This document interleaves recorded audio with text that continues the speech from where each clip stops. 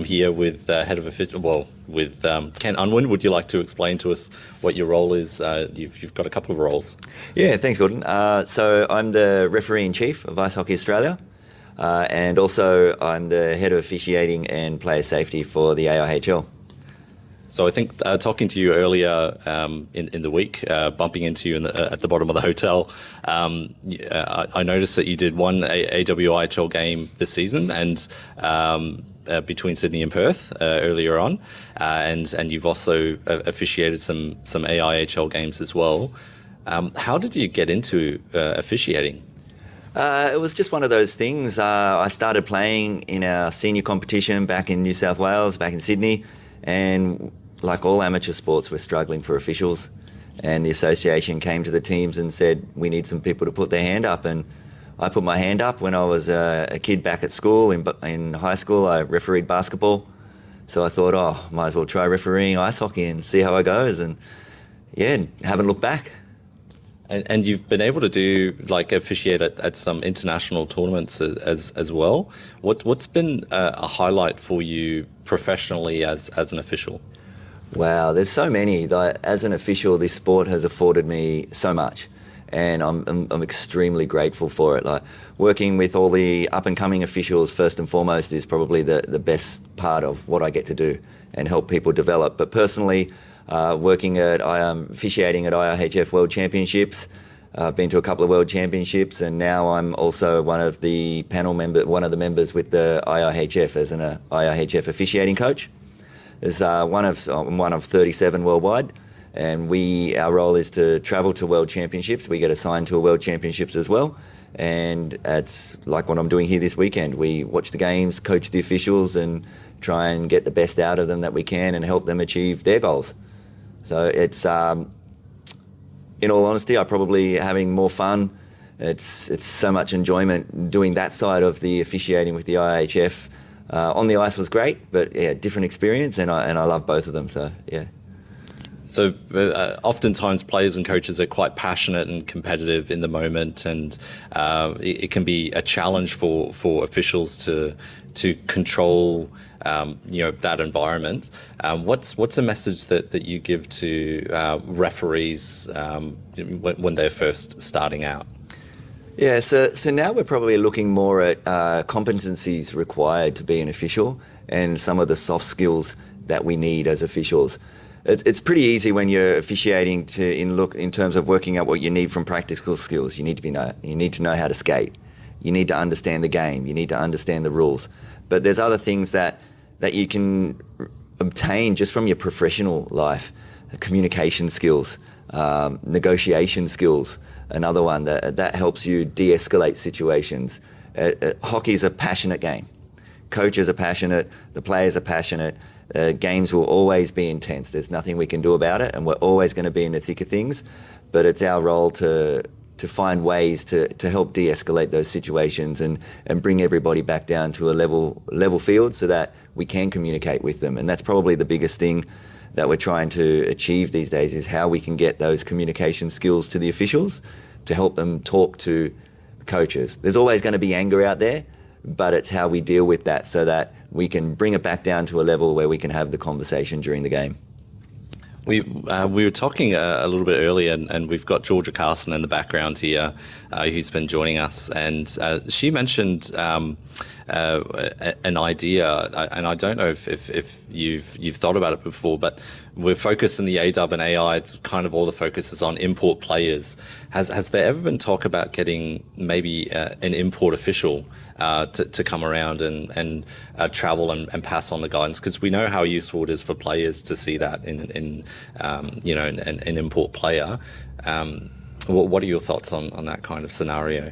Yeah, it's a good question. It's something that's been thrown around many a time. It's nothing new. I've heard it a lot in the past. I've heard it, continue to keep hearing it. The challenge we have with that scenario is one, we're a big country. Obtaining any benefit from a travelling official is expensive to try and get someone to all the different locations. We also have the challenge of, is it the right person? How do we vet somebody to bring them into our into our community that's going to complement what we're trying to achieve or what we have down here. There's pluses and minuses. I know we're looking at different things with the Ice Hockey Australia, or looking into different scenarios that we could potentially do with that. I'm trying to, we used to have an exchange program with our friends in New Zealand. I know many years back I went to New Zealand and refereed the New Zealand Nationals, so trying to bring back some style of exchange program there to send our officials there and bring some of theirs over, just to provide other opportunities to learn from other officials. And also, as the sport gets bigger, and hopefully the teams in our national level, whether it be AW or AIHL, are becoming more sustainable, and we can start looking at potential expenses to travel some officials around to different locations to learn. When you're working with the same person all the time, it's great. It's part of the team. It's one of the things that I love, and what I try and tell our officials when we go back to the change room, we're seeing our team. So it's still a team sport for us, but it's always good to meet others. So finding ways that hopefully in the short to medium term, we're in that position as a sport where things that you're doing here as well, and highlighting the profile of our sport and trying to lift it up and get our name out there as a sport in this country will help us bring in the investment that we need to potentially look at something like bringing an import official over. Having the NHL guys here in September was amazing for us. They reached out and wanted to host an officiating course while they were here, and I got to work, set all that up, and we had 24 people. We could only fit 24 in the room, and the number of responses I got was phenomenal. It was a bit hard trying to pick 24, but I just went, first 24, that's it. Yep. Make it easy. And having those guys in the room, honestly, they could have been telling us about their fishing weekend. They weren't. They were covering things on ice, how they got to where they got to, and how they work games, how they recover. Some of those higher level thinking that you do as an elite official, and everyone just sat there in awe and lapped it up. So you are right, having international experience down here would make our officials learn quickly. But the IIHF pathway is something that allows our own officials to obtain that themselves. So as an official, you'll start as in your local community. You work hard, let your referee in chief know what your goals are and what you're trying to achieve. And if one of those goals are, I want to represent at an IIHF World Championship, then we'll do everything we can to support you and help you get there. And once you get to those World Championships, the officials that you're thrusted into that scenario with, some of them have worked at high-level games. I went to a World Championships myself, and one of the referees in the previous year worked in the top division World Men's Championship. The other referee just finished the Olympic Games. And one of the other referees, the third referee, he was a professional with the KHL.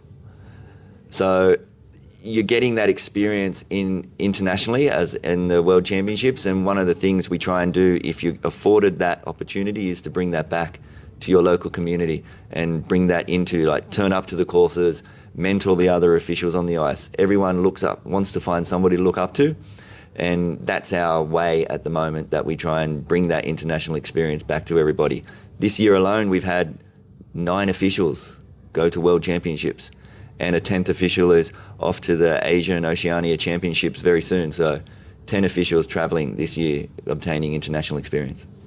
Yeah, and I heard another statistic that at this year's finals, I believe it's the first time that all members of the teams have that are officiating this weekend have international experience as well. When you see milestones like that being made by local officials, getting that recognition, how does that make you feel in your role? Yeah, it's probably a good proud dad moment, to be honest, to use a colloquialism in there. It's amazing to see the officials out there achieve their goals and come and do the best they can out here. Not only is it that all 6 of them have international experience, all 6 of them are currently licensed with the IIHF.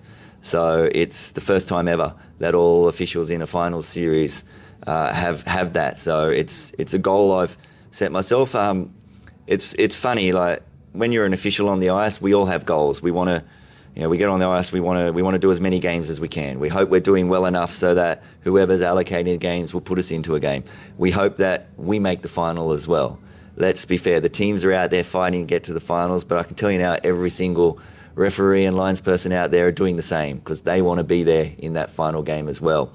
And as a referee in chief, I have my goals that I want to achieve. I wanted to increase the number of our licensed officials, and the only way I can do that is by working with the officials and so that they do well. And then when they do well, I can be out there and supporting them internationally, and thankfully the IIHF is very supportive of us. And then using, one of the other goals was for AW when I first started this many moons ago was it's our women's league. We should have our top female officials working this and getting all 6 of them to the finals again. Last year we did that. We got all 6. Ice Hockey Australia were very supportive of that from a funding perspective to fly all those officials in. Just happens, as I said before, a big country, 5 of them don't live in Melbourne, and our finals are in Melbourne. So it's quite expensive, as I said, as a big country to fly them all in. And thankfully the governing body of our sport went, no, that's a great idea. We need to get them here.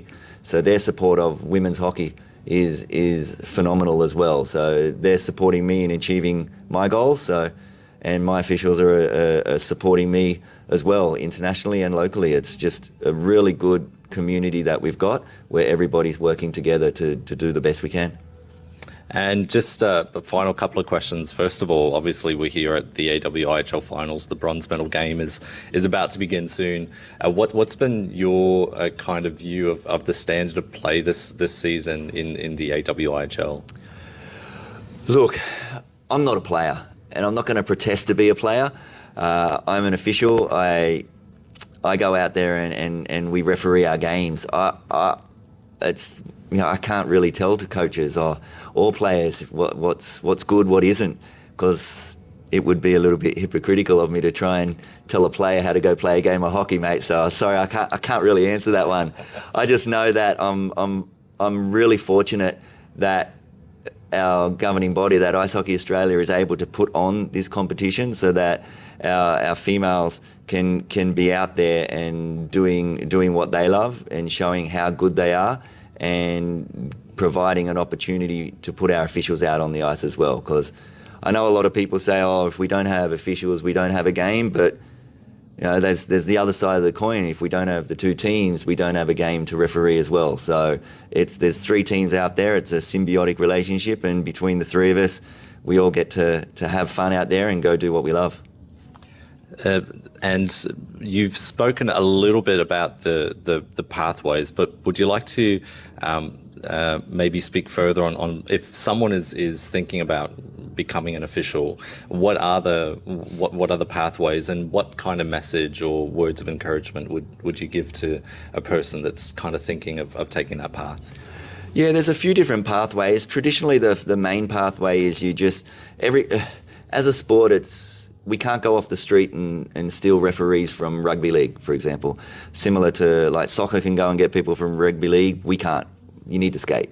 You need to know the game of hockey. So we need our everybody working together to grow the number of players so that we can go poach the players, as bad as that sounds. But usually it's you turning up to games, and then first and foremost, as a youngster, it's probably, to be honest, it's probably money. It's probably motivation that gets anybody out there. And then from there, you'll develop a love for it and then keep working towards it. As I said, we chat to the local referee in chief. They'll provide a program for you to achieve what you want to achieve. And then once you're on that radar of your local referee in chief, they put them on the radar of the national body, and then we all work together to try and get you to where you want to be. That's usually the main or the organic pathway. Somebody is usually starting quite young, maybe in their late teens or early 20s. The other pathway we're looking at is ex-players. Ex-players, they understand the game. They know the whole nuances. They know how the communication side of it. So finding a way to expedite ex-players into the game as an official is something that we're putting our heads together to try and work out how we can do that. Ex-players tend to go to coaching, and we need coaches. Our coaches are great. We always need coaches. but we do need the officials, and I'm trying hard to convince some of those ex-players to take up the pathway of officiating. No, well, thank you so much for your time. And a side note, one of the things that we've noticed on the broadcast, particularly with the Perth Inferno Sydney Sirens game, your interaction with the fans, and we noticed that at AIHL games too. And it's kind of rare to see that good-natured relationship and bantering. So it's evident, of the respect that you have from people involved in the sport. So thank you for all that you do, and thank you for taking time. You've got a full schedule, but we appreciate you making time for us today. No problem at all. Thanks very much, Gordon. Cheers. Cheers.